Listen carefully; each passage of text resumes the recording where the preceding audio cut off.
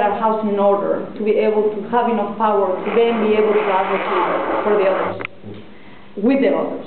But we are really in a reconstruction phase, I would argue, in the labor movement. And it's very hard to imagine, with the power we got right now, to be able to fence off the crisis and everything that implicates in terms of capital taking things back, right?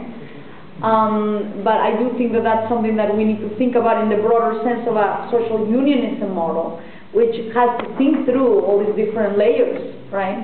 But right now I just see it as a very, very kind of later process, because I would say that organizing is very much getting more popular theoretically in Germany, but the practices are like, you know,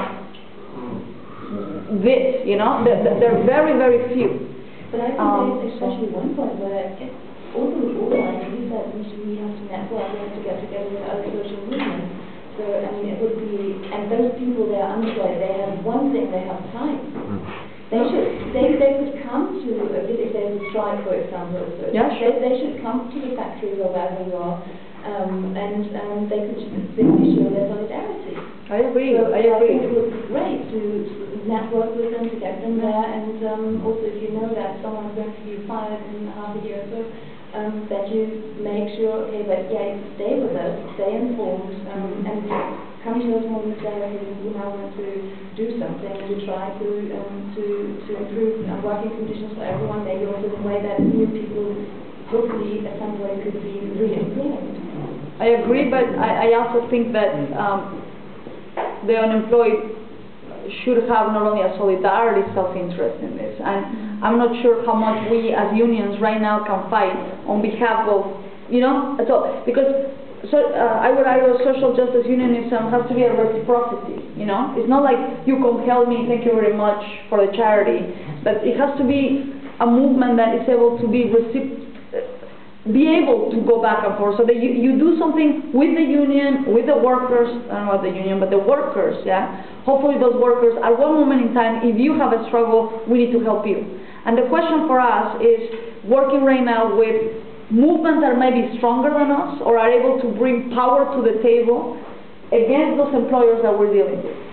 Right? It also depends who you're fighting against, because we're not fighting everybody. We have to have very specific fights that we understand who we're going after, and then how all these players would get involved or not. If it's for political reasons, that is not a problem, right?